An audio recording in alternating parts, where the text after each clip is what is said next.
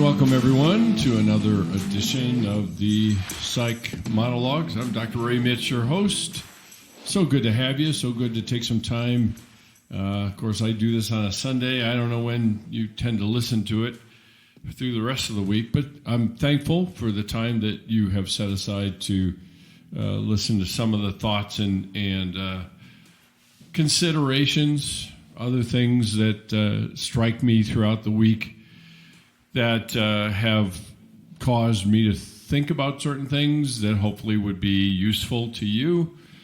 In some respects, I suppose there's a part of this that is just pulling back the veil or the curtain. I've been showing that clip a lot lately in my classes from The Wizard of Oz, where the wonderful Wizard of Oz says, "Pay no attention to the man behind the curtain." And that's kind of what this is in some respects, is I pull that back and say, let's talk about life as we know it, as it really is, not as it should be, not as we create it to be, so other people will see it a particular way. So be that as it may, thanks for joining me. We start out another week, heading into another month. And I had something that has been gnawing at me, I suppose. I hope that you took some time to listen to last week's podcast about learning from a dog. That odyssey continues, if you're wondering. Cherry and I are becoming better friends. I'm still learning about what grace looks like in the face of fear and how it plays out in my relationship to our new golden retriever. So we're learning a lot about her. She's learning a lot about us. She's slowly but surely figuring out that she's queen of the household, and so she can pull off pretty much anything, most anything she wants. But that wasn't what I wanted to talk about. We're here to talk about the intersection of faith in psychology and spiritual formation, how you go about living the spiritual journey that you're on, whether you know it or not, by the way.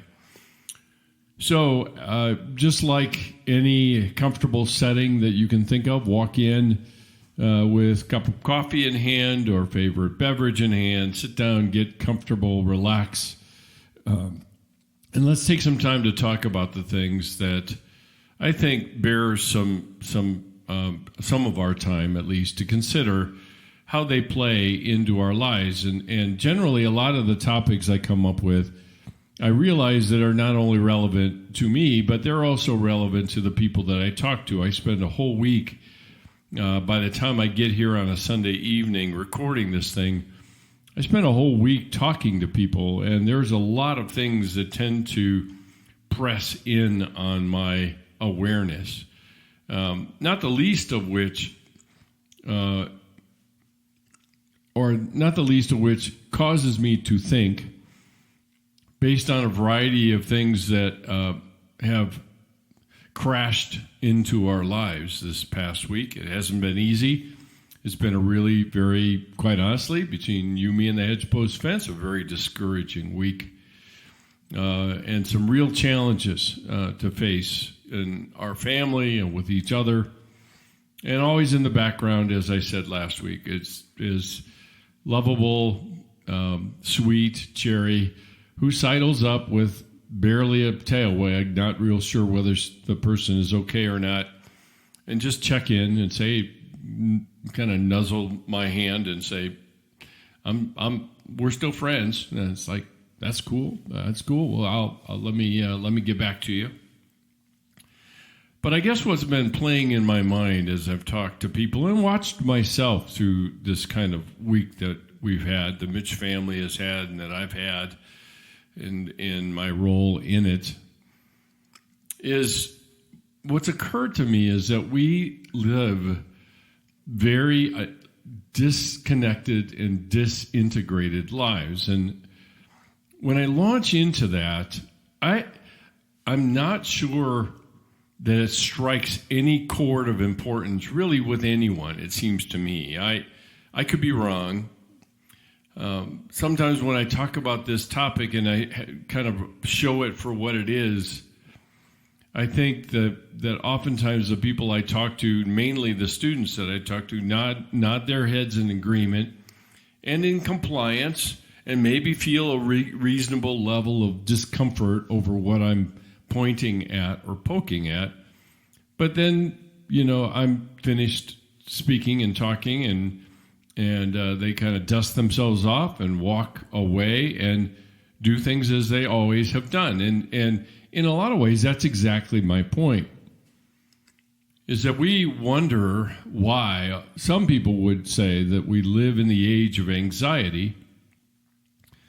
And there's a lot of reasons for that. I think one of them actually is that we're literally trying to manage lives that are disconnected within, not outside. Yes, we are plenty disconnected outside. Social media has now done that. We live through a screen. We don't live in real time. And so we're tempted into a variety of strategies for coping that are patently unhealthy. And anxiety is just one of those outlets, I think, in a lot of ways. But let me explain why I bring this topic up. I have noticed a trend, and the more I've noticed it, the more apparent it has become. Because we live, I'm old enough to remember when the internet showed up on the scene. It had been around for a while, but it really didn't get popular, until the 90s, and we had dial-up modems, and we started having America Online, the old voice of "You've Got Mail," and bulletin boards and chat rooms and all of that sort of stuff. And slowly but surely, we started to get enamored with living in some place other than where we were. Ironically, a book was written many years ago, probably 40 years ago, called Being There. And it literally is about a guy who gets all of his information, even his identity, through what he saw on television. And he wanders off from the property that he is tending as a gardener and begins to interact with people. And he seems to know a lot because he's been watching TV, so he knows current events and knows a smattering of various languages. But the reality is that his life was always there in the screen rather than in real time with himself in relationships and everything else. And the more I've thought about that, the more I realize that that's kind of where we are. We get bored, and what do we look to? What do? We pick up our phones, we scroll through Instagram or Twitter or Facebook or whatever the social media in fashion is. And we just simply don't tolerate the quiet, the quiet even in our own minds, to such a point that it actually threatens us to even go there. And so we live through other people. In other words, we live there with them rather than here and now with the people in our lives. So our lives have slowly but surely gotten more and more disconnected, and we end up living there rather than here. And quite honestly, from a psychological point of view, why wouldn't that create anxiety? Really? Because now we're living in the there, which is someone else's life, or the there in terms of the future, and we have enough of a 24-hour news cycle that we can imagine any particular catastrophe occurring because we've seen it, and we've seen people go through it, and we have instances that point out the fact that people go through it. But there's another disconnection that I wanted to take a little time to talk about, and that is the disconnection between what we know and what we experience. Because one of the things that this age was referred to in the early years was the information age, and that we prized information so dramatically that we could, at the tip of our fingertips, we could find any information to the point where search engines, Alta Vista was one, but the one that we all know and now have turned into a verb is Google. And Google was the upstart company at one point in time. It wasn't the staid, giant of technology that it is today. But you ever ask anybody, or you even hear pastors saying it, right? You just go Google it. And it's like, don't go search for it, go Google it, and whatever the heck that means. And I think we all know. But we have at our fingertips all the knowledge that we need. And so it's another there place. I can get this information, I can get this knowledge. I can even look like I know more than I do because I have instant access to any of this knowledge. But we have put such a high value on that knowledge that knowledge has become the coin of the realm. It is the thing that carries status with it and connection, and it carries the ability to convince and to judge people. And so there's knowledge and information that has become so prized that that's all we basically connect or collect, if you will. And I'm reminded of, in the Marvel movies, there is a person, an actual character referred to as the Collector. And that's all he does is collect things. And that's what we do with information and knowledge. So that becomes so prized that we can place ourselves in a position of importance, of validation by having particular knowledge. And that's connected to who we are. Now, the other thing that is part of us is our experience. And that includes our feelings, our emotions, our thoughts, our conclusions, our evaluations of the world around us. It includes all of those things. That's our experience. So you have knowledge, and some would say objective knowledge, and then you have experiential knowledge, which is subjective. It's all built on myself.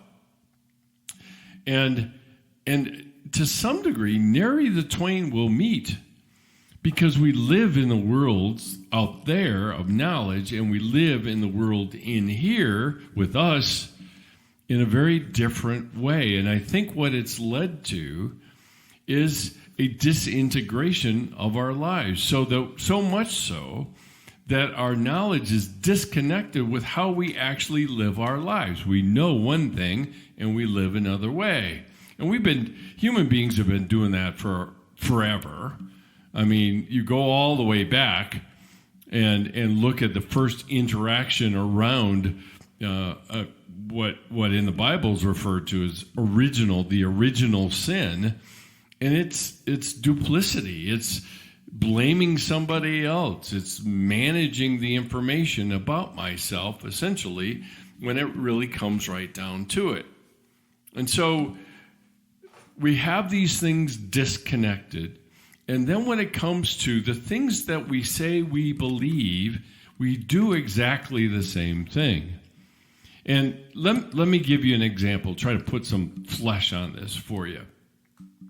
One of the things that I spend a lot of time talking about, and I think if you were to interview students that have me regularly in class, and you ask them, so exactly what does Mitch teach or talk about all the time? And yes, I have no title. I just have a single name.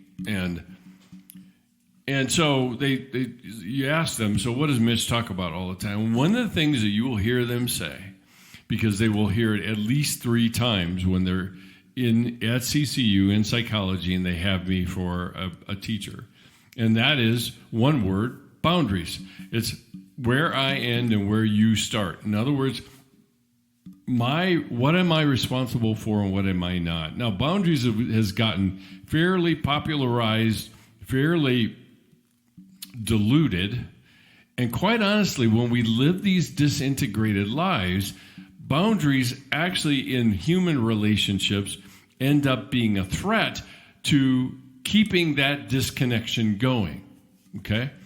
Because there is a delineation in good boundaries, and quite honestly, the one assertion I will make, and this is about as far as I'll take this, but the one assertion I will make is it is impossible to have a healthy relationship with somebody with bad boundaries. In other words, I don't know where I end and you start, so therefore I define myself in terms of who you see me as, how you think about me, the feelings you have toward me, and I'll be responsible for your emotions because if you're happy, I'm happy, and we're all happy and everything's good.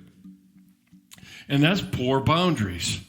In other words, I don't spend any time trying to understand who I am and who I am by my experiences and the things that I know about myself and all of those things. I am simply connected only to people by what they can do for me in terms of helping me know who I am.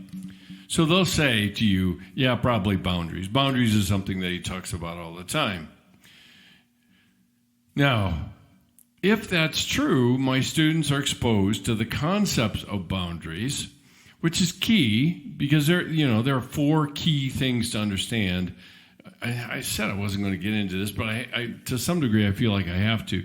But there are 4 key things that you have to understand about boundaries. First and foremost, they define our soul. And the analogy or the metaphor I use is a well. They are the wellspring of life for us. And boundaries allow us to care for that well in a manner that takes care of it, that allows it to flow freely, allows it to bless people, allows it to give me life, to know who I am. It allows all of that.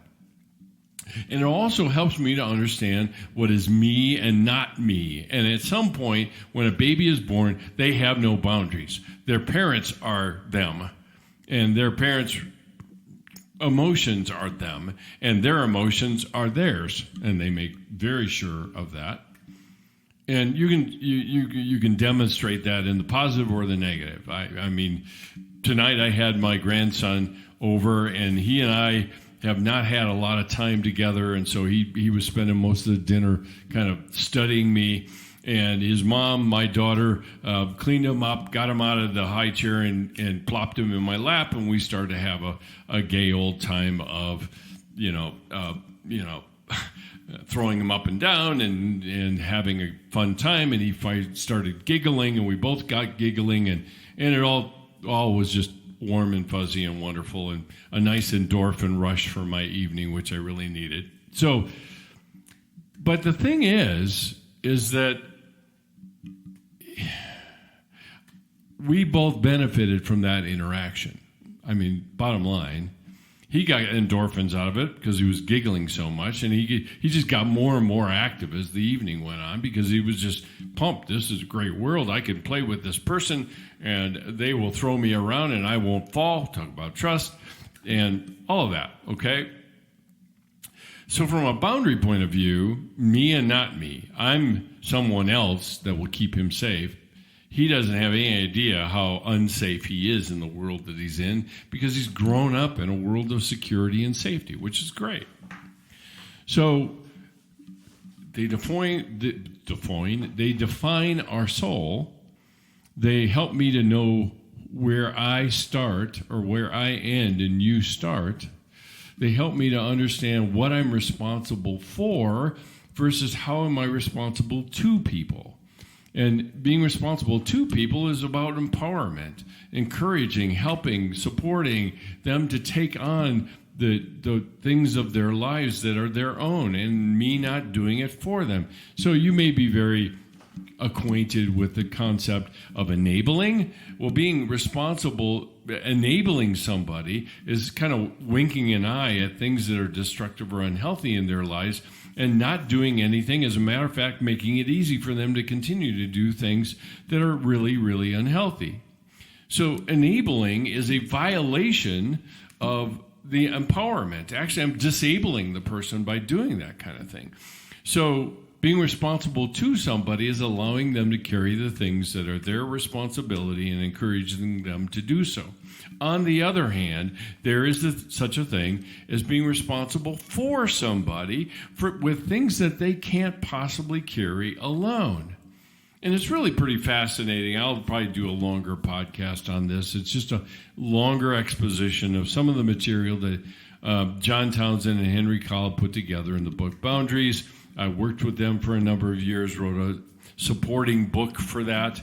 And so I really understand the whole concepts of boundaries really well. So being responsible for somebody in Scripture, in Galatians, for example, Paul talks about bear one another's burdens, for that is you're fulfilling the law of Christ. Bear one another's burdens. That word burden literally means boulder, something so big the other person can't possibly carry. So what do? I carry it for them. We might substitute the word with them in it. But it's a weight so heavy that a person can't carry it alone. And so I step up and do that. That's good boundaries. But it requires discernment and understanding about the person's capacity and my capacity and all the other things that go with it. Okay? So just 3 basic things just to keep in mind when we're talking about boundaries. So I talk about this all the time. Sometimes we go deeper into it and more specific. And the funny thing about it, and I've had so many students say this, is that they say, I walk out and I think I have a pretty good idea about this boundaries thing. I understand how important it is for healthy relationships. But yet when I come in contact with somebody that I really care about, suddenly I can't have good boundaries because I'm afraid that they will see me as mean. Because the most basic boundary word that we have is no. Saying no to somebody, okay? So this boundaries thing is an important concept. It's something that I say, the students pretty well grasp it and say, yep, I'm all in. I believe that to be true, until they get into a romantic relationship or some family relationship, and suddenly boundaries go right out the window. And they do none of it. And some come back and say, wow, I never knew how hard this was. But see, it's a long-standing problem in relationships. It's one of the major causes of unhealth, of dysfunction in relationships. So they have all the knowledge and information they need about it, but they have not done it in real life to develop a full base of experience with it. And so we have these 2 domains that we operate in, and the problem is we equate knowledge with experience. The problem is that knowledge is ephemeral. It's not real until one thing, I use it, which is the experience part of it. And we don't do that very well. And so that's what I mean about having a disconnected life. We know plenty of things, but we don't use the knowledge in the things in times that really matter in our relationships with one another. Now, this particularly shows up, and this is where I get a little ramped up, because it particularly shows up when we're confronted with somebody we care about and they're feeling really bad or disconnected in their lives or from God or whatever, and we're taking a risk to tell that person about it, and then they come along and say something that is belief-based, knowledge-based, in something having to do with Scripture or something like that. And if we're honest, we end up saying, yeah, that's nice. I know. See, there's that word again, and that harkens back to a couple episodes ago where I talked about the whole idea of I know, but. And so we know one thing, but we live another. So what really knowledge is relevant? Usually the knowledge that's relevant is the stuff that I have absorbed, but maybe not learned. But the problem is the stuff I have absorbed in relationships by being hurt, by having a good one, by being taught it by family and friends and in family relationships. But it's default behavior. It's stuff that we learned a long time ago, we're most comfortable with, and that doesn't really figure in to the knowledge that we have accumulated about a better way. And so knowledge is now disconnected from experience, and experience trumps the knowledge. I can say I know something, but it's irrelevant because I'll behave however I want or whatever is comfortable to me, whatever that is. And so our experience, and we do that. Let me go back to my last point here. We go back to that when we are in dealing with ourselves or with others. Because I have heard so many people say, just like I said in the podcast 2 weeks ago, I know something to be true, but I don't act it. I don't live it out. And the worst part about it is we impose the very knowledge we ignore on other people. And so we end up living disintegrated lives. In the public domain, we live one way, not even paying attention to what our behavior actually says about what we believe, because that's really where the beliefs are. Versus we pontificate and talk about and expound on wonderful knowledge and things that we know, and it is not even all that relevant in everyday life. So why wouldn't we have anxiety? I mean, why? I have these two balls that I keep trying to keep in the air. And so I just heard a sermon this morning, and I sat there mildly fuming over it because the person that was preaching was pointing to the Sermon on the Mount. Now you got to understand that the Sermon on the Mount, which is Matthew 5 through 7, Jesus' longest uninterrupted sermon. Sermon on the Mount tells you where it happens. It doesn't really tell you the content.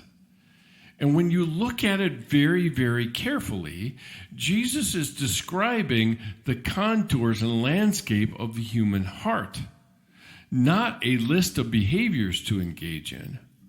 Now, there are behaviors to do in response to what we know about the human heart, which he lays wide open in kind of a, you might call it the heart surgery, but he lays it wide open for us about what drives certain behaviors.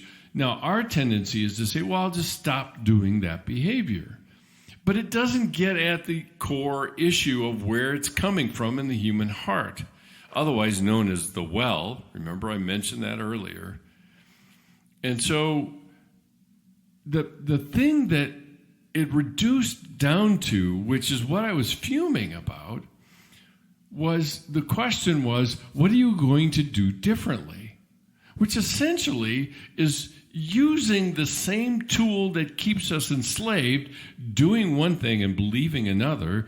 It's using the same tool in the vain hopes that it will actually change us. Now, what's the alternative here? And, I'm sure there are many of people out there, all 10 of you, that saying, okay, I got it. My beliefs are not really informing my behavior. My behavior probably tells more specifically what I actually believe. So how do I get these things connected again? And that's the problem, is it not?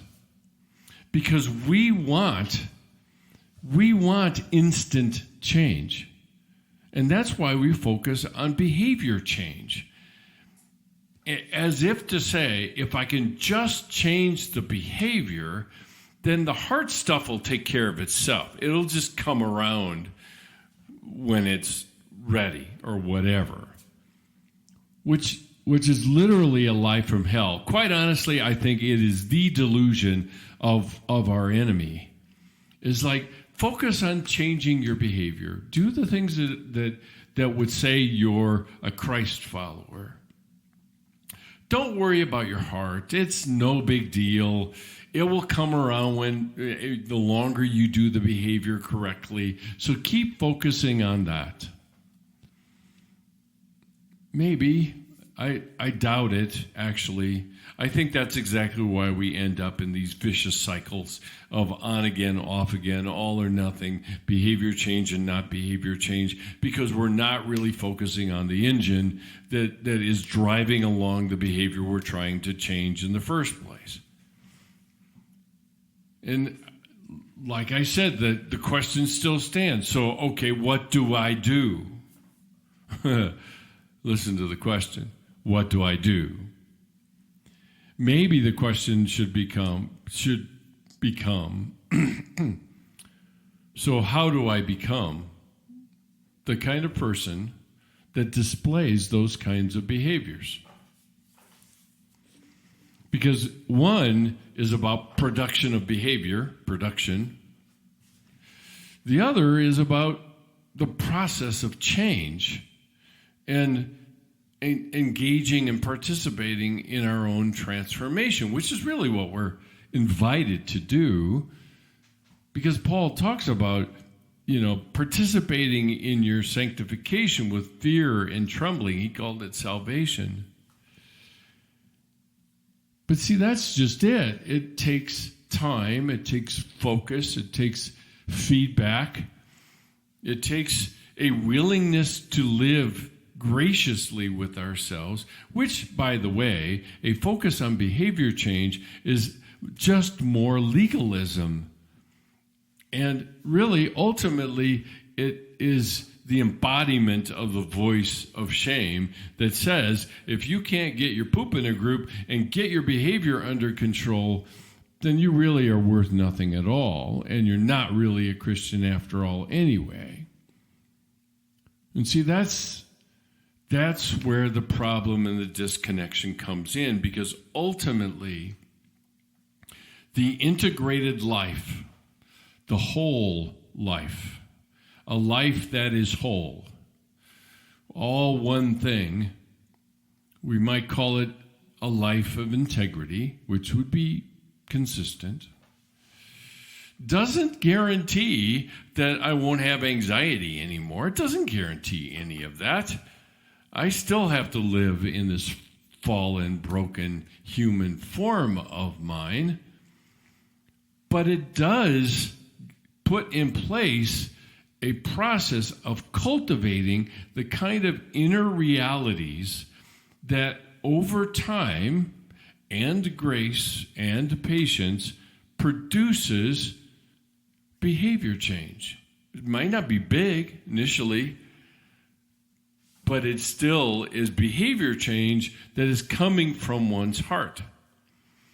And so it literally is, we often refer to ourselves, right, as human beings. And that moves us from having a self that we are cultivating, and out of that being comes a doing.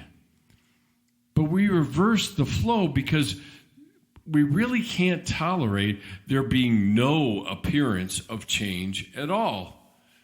And why would that be such an issue? Because people are watching, and we don't want them to think, that's the most fatal phrase in so much of our thinking, no pun intended, of course.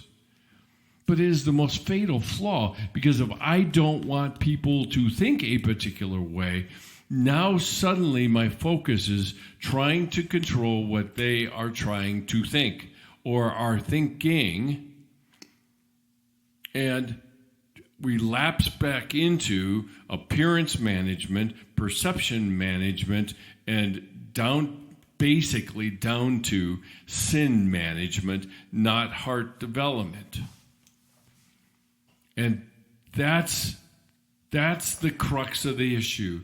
Because if I live a life of integrity, if I live a life that Brene Brown refers to as being wholehearted, that means then that I have to face reality as it really is, not as I want it to be. As it really is. Dealing with the reality as it is, not sugarcoating it, not soft pedaling it, not any of those things. And that reality can be really, really harsh, really difficult. It stretches us beyond the boundaries of what we think we can handle. It does all of those things. And then on the flip side, it also overshoots the mark in terms of its lavishness and grace and wonderfulness, for lack of a better way to put it. Those moments I shared with my grandson tonight were a shining example of the wondrous grace that I have to live this kind of life with that little munchkin having those kind of giggle moments. That's just absolutely amazing in the midst of a reality that is really, really unpleasant. It's really unpleasant. It's the kind of stuff that you want to just check out of life and say, wake me up when it's all over kind of stuff. And whether it's mine or my kids or whatever it is, discouragement, there's been more than enough of that this week than I care to have. If I face it head on, then suddenly smaller things become more and more important. Like the small, really gracious, grace-filled things like that. Suddenly they mean so much more. Because there's this bright little light in the midst of all of this darkness it feels. And that's the kind of people, if you want to drag this over into, if we're going to live integrated lives in a watching world that says, so tell me, what makes you so different as someone who follows Jesus? Tell me what makes you different. Now, that's getting lured into, let me show you chapter and verse of the behaviors I'm doing. Or it can point me, or at least lay open an invitation to talk about what life with Jesus is actually about. It is not rainbows and butterflies and unicorns. It is about the fullness of life. Life is not full if it's always just rainbows and butterflies. It isn't full. It doesn't have any depth. And I think anyone that lives there realizes that this isn't enough either. Now, I don't want to stand in line for the valleys that stuff comes in. But when I deal with reality as it really is, at least I know I'm dealing with reality. And when I do that, it's in that reality that I learn skills. I learn the immense thing that John Newton talked about in his hymn, Amazing Grace. I learned something about that because my eyes are now open to look and listen and hear and see my life as it unfolds with all the valleys and mountaintops you can point to. And that's the undertaking, ultimately, of how we're going to live life. as integrated people. Because if we go back to that question again of, so tell me, what makes you any different than me in terms of you being a Christ follower and I am not? And first blush answer is nothing. Because reality doesn't change for somebody who's following Jesus and the person that isn't. It's still reality. But there is a difference in terms of the perspective I bring to it, how I understand it, how I understand who I am, how I can see life with a different set of eyes about how gracious my God is, and a Savior that says, listen, I will take on your form. I will come to be one of you so that you can experience the same kind of life and freedom that I do. There is no religion in this world that has a Savior like that. And so that's a sermon that preaches itself. I don't have to give somebody chapter and verse about why they should accept Jesus and follow him. But there's something about facing reality as it is and still hanging on to the hope I have in my relationship with Jesus. Will it change the reality? No, not really. It doesn't. Does it move the needle on my perspective? Yeah, it probably does. But on the surface, which is where we're all looking, it all looks the same. There are mountaintops and valleys for everybody. The issue is joy, not happiness. Happiness is about happenings. Happiness is about things that are ephemeral. They'll change. But a settled sense of being loved as I am, not as I should be, is the stuff of joy. It's not the overwhelming, ecstatic happiness all the time, but it is a settled understanding of how loved one is. It is that. And so this is where some of my twisted mind has taken me in the last few days. Like I said, it's been a terrible week. It's been an awful week. I wouldn't wish it on anybody. And at the same time, even in the midst of it all, I know I'm not alone. I know that I have my family and I have the people that I care and love and want to reach into their lives and empower them. I got all of that. I have a very rich life. I'm blessed in that regard. It's easy to get short-sighted. It is. And it gets so short-sighted that all of this other stuff doesn't matter. And I'm not casting stones at anybody. I live in a glass house. You just don't do that.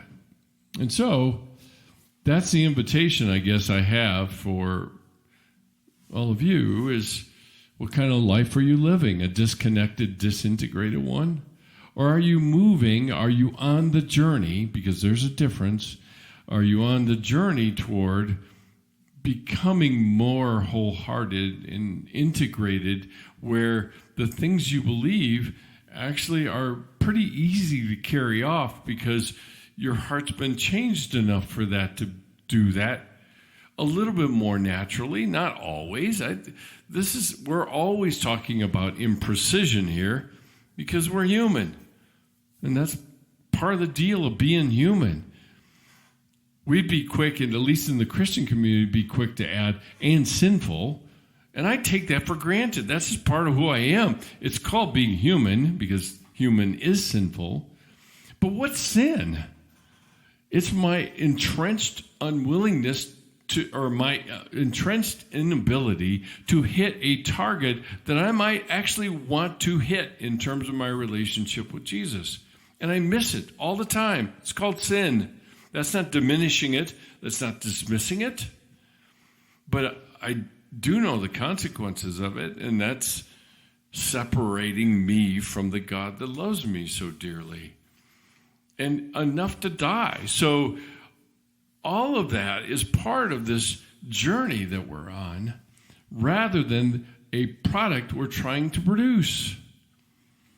And that's what people will see, because they long for the kind of life that has meaning and purpose and a clear identity, which is, part of the cultural, societal battleground these days is all about identity.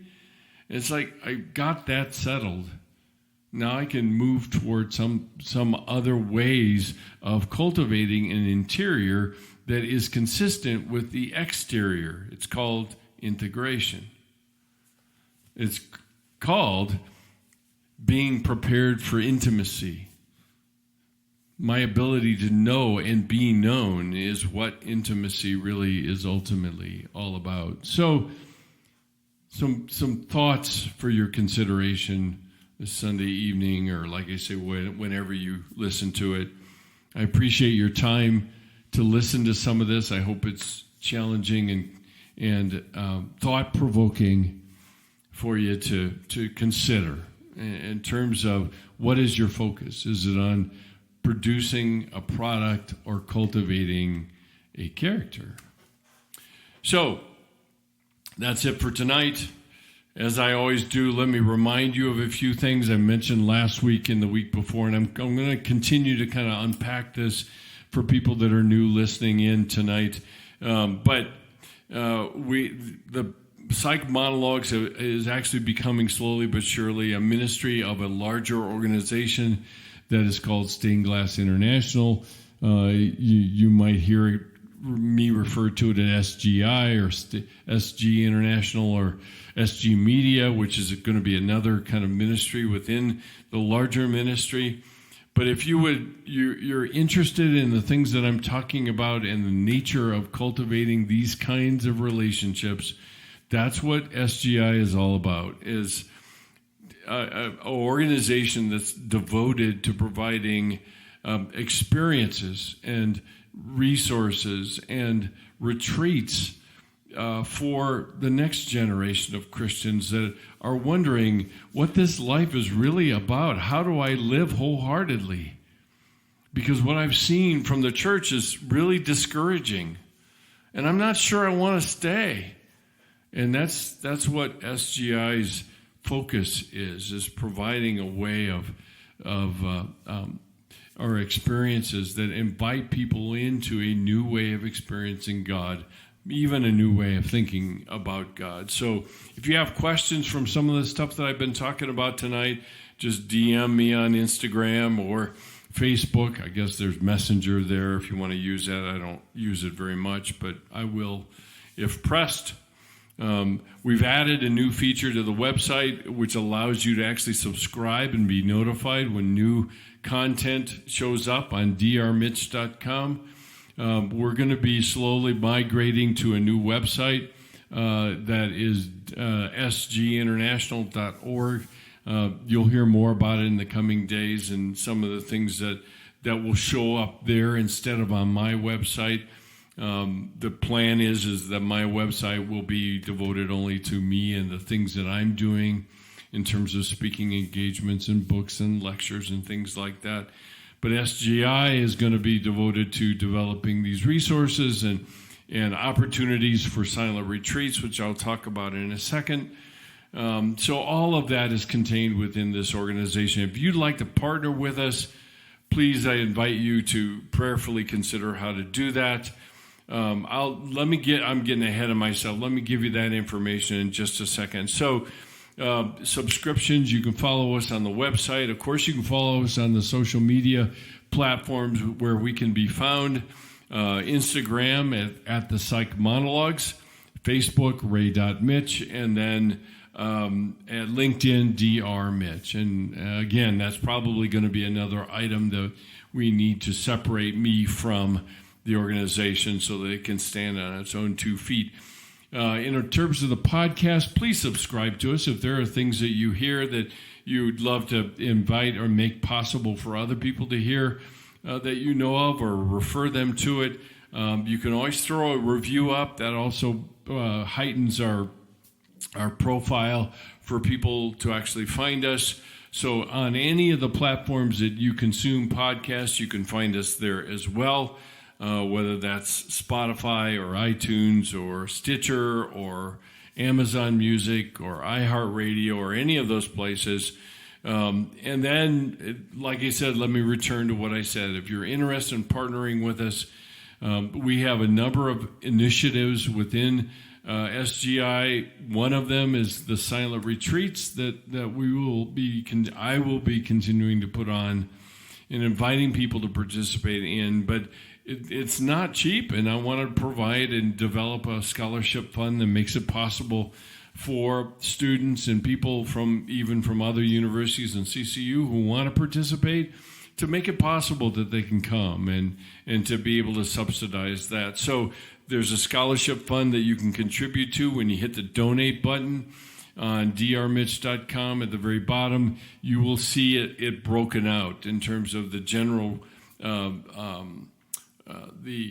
general fund for activities that SGI is involved in, and then specifically the scholarship fund for the silent retreats. All of your gifts are tax-deductible gifts. We have officially been made a tax-deductible organization, a tax-exempt organization, so you can your gift will be tax-deductible at the end of the year. And so you can either do that by using the donate button on the website, or if you prefer writing a physical check, you can also do that. You just simply make your check out to Stained Glass International, and the address is SGI, P.O. Box 160, East Lake, Colorado, 80614. So Stained Glass International, P.O. Box 160, East Lake, Colorado, 80614. Well, thank you from the deepest part of my heart for your time and your willingness to spend time with me tonight. I hope it's been encouraging for you. Come back next week for another edition, another episode of talking through the stuff of living life as a Christ follower and spiritual formation and the journey, and sprinkling in a fair amount of psychology, just so that we can understand who we are more fully, and who God is in us and with and through us. So thanks for joining me. Love ya. Later. Bye.